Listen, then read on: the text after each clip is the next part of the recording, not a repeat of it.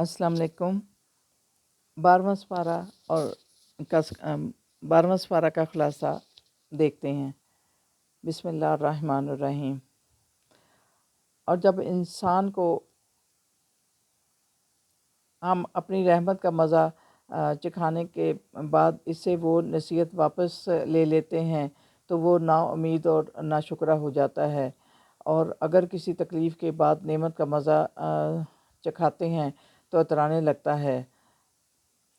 मगर वो लोग मुस्तकिल मिजाज और नेक अमल करने वाले होते हैं।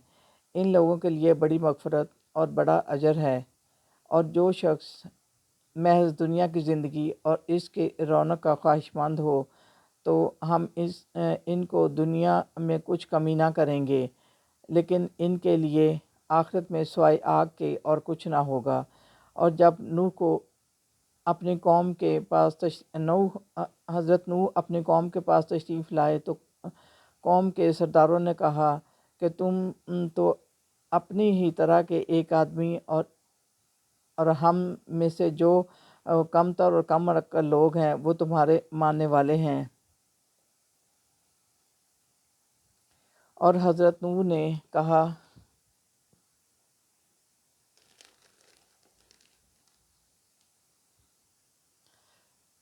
कि मैं तुमसे इस हदायत करने पर कोई मुआवजा नहीं मांगता, बल्कि मेरा अजर तो अल्लाह के पास है। और फिर वो वक्त मुकर्रर आ गया जब इन पर वो अज़ाब आ पहुंचा जो तूफ़ान की सूरत में था। तो कश्ती में से हज़रत नूह ने अपने बेटे को पुकारा और कहा कि तुम हमारे साथ कश्ती में सवार हो जाओ।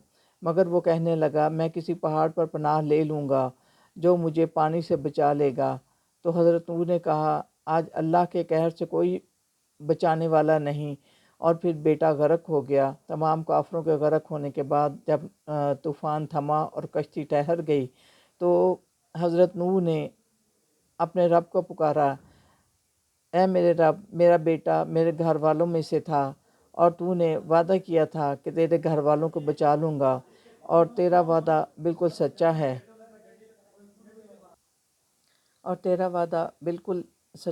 अल्लाह ने कहा, ऐ नूह, तुम्हारा बेटा अपने बुरे अमाल की वजह से तेरे घर वालों में से ना था, और मुझ पर आइंदा भी मुझसे ऐसी दरख्वास्त ना करना जिसकी हकीकत का तुम्हें इल्म ना हो। और तुम्हें नसीहत करता हूँ कि ऐसी दरख्वास्त ना करना जिसकी हकीकत का तुम्हें इल्म ना हो। और तुम्हें नसीहत करता हूँ कि नादान मत बनो। और हज़रत नूह ने कहा कि मैं आपकी पनाह मांगता हूँ कि आइंदा ऐसा सवाल करूँ जिसकी मुझे खबर ना हो, और अगर मुझे माफ़ ना करेंगे और मुझ पर रहम ना करेंगे तो मैं नुकसान उठाने वालों में से हूँगा। और फिर हजूर को इरशाद होता है कि ये गैब की ख़बरें हैं जो हम आपको वही के ज़रिए बताते हैं, हालांकि आप और आपकी कौम इससे पहले इस किस्सा को जानते ना थे। फिर अल्लाह ने कौम आद की तरफ हज़रत हूद को और हज़रत समूद की तरफ हज़रत सालेह को भेजा, मगर इनके मुसलसल इनकार पर वो कौमें हलाक कर दी गईं। फिर हज़रत इब्राहीम का वाक़या है और फरिश्ते इनके पास इंसानों की शक्ल में आए। वो इनके लिए तला हुआ बछड़ा लाए। जब देखा कि वो खाना नहीं खाते तो हज़रत इब्राहीम को कुछ खौफ हुआ। तो उन्होंने कहा, हम फरिश्ते हैं, कौम लूत की तरफ अज़ाब के लिए जा रहे हैं और आपके लिए बेटे की खुशखबरी है। आपकी बीवी ने कहा, यह कैसी अजीब बात है, मैं बूढ़ी हूँ और बांझ हूँ और मेरे खामद भी बूढ़े हो चुके हैं। तो फरिश्तों ने कहा, यह खुदा की कुदरत है और इस घर पर अल्लाह की रहमतें और बरकतें हैं।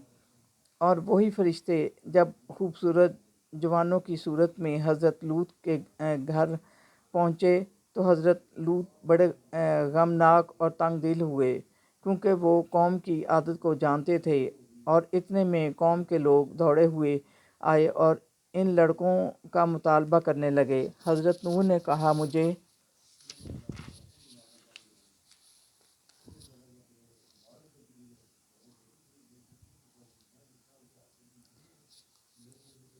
रुसवा ना करो, ये मेरे मेहमान हैं। मगर वो ना माने تو ان جوانوں نے حضرت لوط سے کہا کہ آپ پریشان نہ ہوں، ہم فرشتے ہیں اور عذاب لے کر آئے ہیں۔ آپ صبح سے پہلے اپنے ماننے والوں کے ساتھ اس بستی سے نکل جائیے، مگر آپ کی بیوی ساتھ نہ جائے گی۔ ہم نے اس بستی پر پتھروں کی بارش برسائی، اور پھر ہم نے اس بستی پر پتھروں کی بارش برسائی اور اہل مدین کی طرف حضرت شعیب کو بھیجا، اور انہوں نے اپنی قوم کو کہا کہ اللہ کے سوا کسی کی عبادت نہ کرو اور ناپ تول میں کمی نہ کرو، مگر انہوں نے کہا کہ اگر تم بھی منع کرنے سے باز نہ آئے تو ہم تمہیں سنسار کر دیں گے، اور پھر انہیں ایک سخت عذاب سے ڈراتا ہے۔ پھر جس وقت وہ دن آئے گا اللہ کی اجازت کے بغیر کوئی شخص بات نہ کر سکے گا،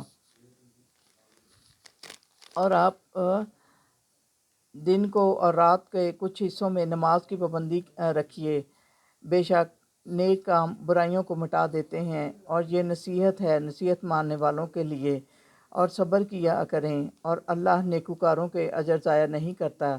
اور آپ کا رب ایسا نہیں کہ بستیوں کو ہلاک کر دے، اور جب ان میں لوگ ایک دوسرے کی اصلاح میں لگے ہوئے ہوں۔ سورہ یوسف۔ بسم اللہ الرحمن الرحیم۔ اس صورت میں حضرت یوسف کا واقعہ بیان کیا گیا ہے کہ کس طرح حضرت یوسف کے بھائی آپ کو اپنے ساتھ کھیل کھلانے کے لیے لے گئے، اور پھر حسد کی وجہ سے کنویں میں پھینک دیا، اور گھر آ کر حضرت یعقوب کو بتایا کہ یوسف کو بھیڑیا کھا گیا ہے۔ حضرت یعقوب نے کہا کہ تم نے اپنے دل سے ایک بات بنا لی ہے، لیکن میں صبر کروں گا جس میں شکایت کا نام نہ ہوگا، اور اللہ ہی مدد کرنے والا ہے۔ ایک قافلہ جو وہاں سے گزرا تو انہوں نے حضرت یوسف کو نکالا اور مصر میں جا کر فروخت کر دیا۔ عزیز مصر نے ان کو خریدا، اور اس طرح یوسف کو اللہ نے مصر میں خوب طاقت عطا کی، مگر گھر کی ملکہ کی نیت ان کے بارے میں خراب ہو گئی۔ مگر حضرت یوسف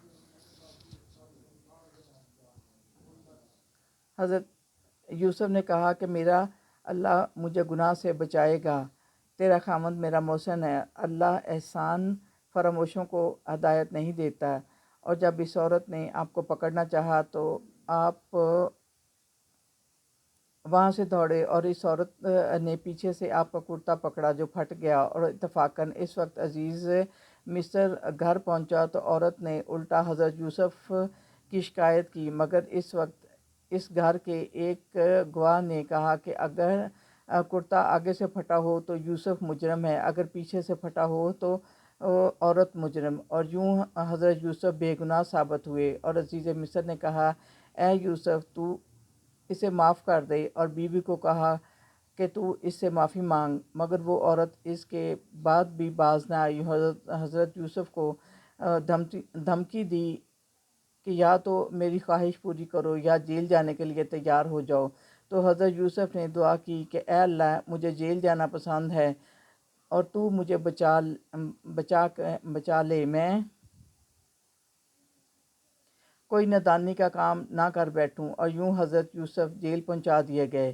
قید خانے میں دو قیدیوں نے اپنے خواب حضرت یوسف کے سامنے بیان کیے۔ ایک نے کہا میں دیکھتا ہوں جیسے شراب نچوڑ رہا ہوں، دوسرے نے کہا میں دیکھتا ہوں کہ میرے سر پر روٹیاں ہیں اور پرندے اس میں سے کھا رہے ہیں۔ تو حضرت یوسف نے کہا اے قید خانے کے ساتھیوں، بہت سے معبود اچھے ہیں، یا ایک معبود برحق جو سب سے زبردست ہو اچھا ہے، اور کا حکم دینے کا اختیار صرف ایک اللہ ہی کو ہے۔ اس نے حکم دیا کہ میرے سوا کسی کی عبادت نہ کرو، یہی توحید کا سیدھا طریقہ ہے۔ اے میرے قیدی رفیقو، تم میں سے ایک اپنے جرم سے بری ہو کر بدستور اپنے آقا کو شراب پلایا کرے گا، اور دوسرا مجرم قرار پا کر سولی پر چڑھا دیا جائے گا، اور اس کے سر کو پرندے نوچ کر اور یہ اسی طرح مقدر ہو چکا ہے۔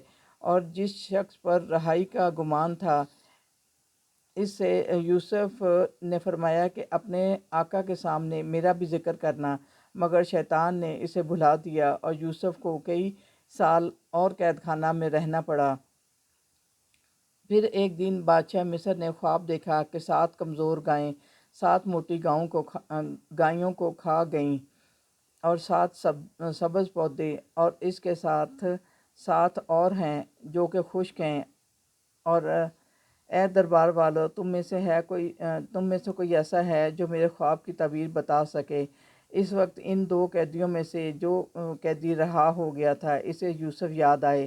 اس نے کہا، حضرت یوسف سے قید خانے میں آ کر تعبیر پوچھی۔ حضرت یوسف نے کہا، تم 7 سال متواتر غلہ بونا یعنی گندم کاشت کرنا، اور جو فصل کاٹو اسے سٹے میں یعنی بالیوں میں ہی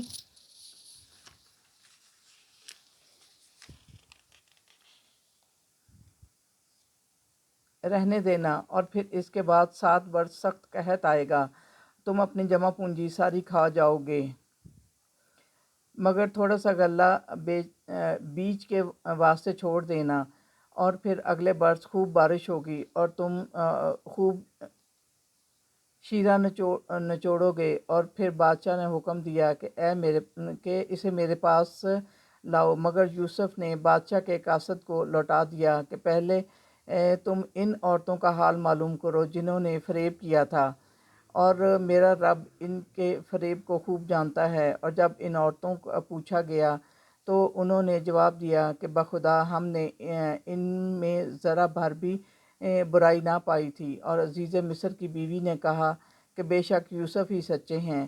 تو حضرت یوسف نے فرمایا، یہ تمام باتیں میں نے اس لیے پوچھی تھیں تاکہ عزیز مصر کو یقین آ جائے کہ اس کی غیر حاضری میں نے اس کی آبرو پر کوئی دست اندازی نہیں کی، اور یقیناً اللہ خیانت کرنے والوں کو ہدایت نہیں دیتا۔